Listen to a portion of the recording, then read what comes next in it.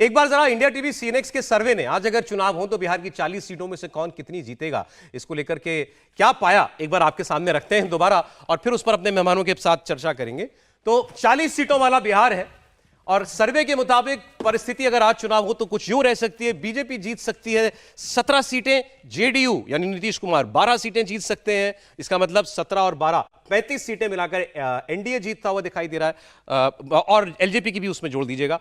RJD को 4 seat मिलती हुई दिख रही है, कांग्रेस को 1 सीट मिलती हुई हमको दिखाई दे रही है और अन्य को 2 सीट जो है वो जा सकती है। ओवरऑल एनडीए जो है पिनाज 35 सीटों पर रह सकता है और ये सारी सीटें बिल्कुल। और इन सीटों में सिवान की सीट इंडिया गठबंधन के पास जा सकती है, खगड़िया की सीट, किशनगंज जो पिछली बार भी जो सिर्फ 1 सीट बचाने में कांग्रेस कामयाब हुई थी वही थी, और नवादा और इसके बाद बांका, बस। तो यानी कि बहुत ज्यादा तस्वीर बदलेगी ऐसा नहीं होता सबके साथ। पिछली बार 2019 में 39 सीटें थी एनडीए के पास, इस बार वो घटकर 4 सीटें कम होकर 35 रह सकती है, लेकिन शायद ये वो नतीजा नहीं है जिसकी उम्मीद इंडिया गठबंधन बिहार के अंदर कर रहा होगा। 1 सीट कांग्रेस को किशनगंज की और बाकी जो 4 सीट आप देख रहे हैं सिवान, खगड़िया, बांका और नवादा, ये आरजेडी के खाते में जा सकती हैं। तो इस सर्वे पर मैं चाहूंगा पहले एक रिएक्शन अजय आलोक साहब आपका। 39 से घटकर 35 पर आती हुई दिखाई दे रही है आपकी टैली। देखिए सौरभ जी, कई बार हम लोग सर्वे में बात कर चुके हैं। आप जानते हैं कि व्यक्तिगत तौर पे मैं सर्वे में विश्वास नहीं करता हूं, चाहे वो हमें जिता रहा हो चाहे हरा रहा हो। लेकिन बिहार की ज़मीनी सच्चाई ये है कि इस बार हम 40 की 40 जीतेंगे।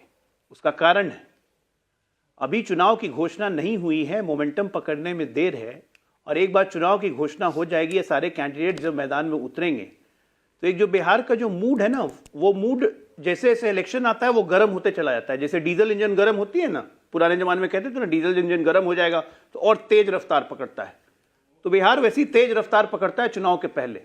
तो ये जब रफ्तार पकड़ेगा तो बिल्कुल ये धराशायी हो जाएंगे। 40 की 40 हम जीतने जा रहे हैं, इसमें कोई ठीक है, आप दावा कर सकते हैं, लेकिन तेजस्वी यादव ने पहले रफ्तार पकड़ी हुई है, वो तो पहले यात्रा लेके निकले हैं लोगों के बीच में और भीड़ भी आ रही है उसमें, ऐसा नहीं है। देखिए, अब बुरा मत मानिएगा, आपके सर्वे में तेजस्वी यादव को और इंडी गठबंधन को ऐसे 5 दिखाई दे रहा है, आपने आरजेडी को 4 सीटें दी हैं। लेकिन सच्चाई यही है कि राजनीतिक अर्थी के लिए 4 कांधों की तो जरूरत पड़ती है और एक आदमी चाहिए आग देने के लिए, तो 5 सीट आपने दिया है। लेकिन चक्कर यह है कि यह भी नसीब नहीं होने वाला है, सच्चाई यही है। सतीश जी क्या कहना है आपको? ये जो डेटा हमारे सामने है, अभी हमने सर्वे किया, सर्वे नतीजे नहीं होते हैं, लेकिन फिर भी अभी तो हमने ये पाया। देखिए, जो सर्वे आपने किया, बिहार की जनता, देश की जनता ने गांधी मैदान में सर्वे दिखाया पहुंच करके, जहां पे 20 लाख से ज्यादा लोग मीडिया के अनुसार आए हैं।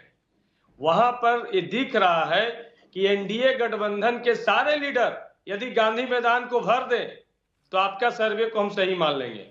ये जो आप जो नतीजे दिखा रहे हैं इसका एकदम उल्टा होने जा रहा है। लेकिन इस भीड़ को लाने के लिए रात भर क्या हुआ था, किस तरह से पूरा आयोजन चला था, उसकी भी तस्वीरें और खबरें हमने देखी थी। हाँ नहीं, ठीक है, आपने दिखाया, अच्छी बात है, लेकिन आप बताइए कि मोदी जी को भीड़ को लाने के लिए मोदी जी जिस सभा में जा रहे हैं कुर्सियां नहीं भर रही हैं। ये है भारत के प्रधानमंत्री 10 साल जो प्रधानमंत्री रहा उसकी स्थिति।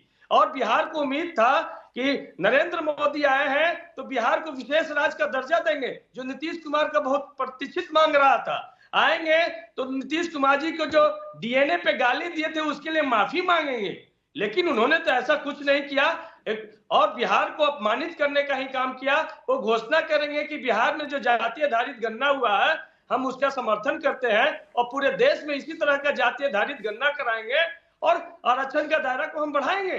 लेकिन ये सब कुछ नहीं किए, वो सिर्फ परिवारवाद, लालू फोबिया से इतना मोदी जी ग्रसित हो गए हैं कि उससे बाहर नहीं निकले। जो लालू जी ने उनको हिंदू होने पर जो सवाल उठाया है उससे इतना विचलित हो गए हैं, और भारत के जो सच्चे सनातनी मानने वाले हैं, लालू जी की बात समझ में आई कि एक बेटा अपने माता के मृत्यु के बाद बाल और दाढ़ी नहीं बनाता है तो कैसा हिंदू है भाई, कैसा सनातनी है, कैसा राम जी के में प्राण डालने वाला प्रतिष्ठा। आप समझाइए जनता को, रैलियों से कही, हर रैली में ये बात कहनी चाहिए आपको, हर रैली में कहिए इस बात को। अभी आप राजीव रंजन जी आपकी बातों का जवाब दे देंगे जो आपने नीतीश जी के हवाले से कही।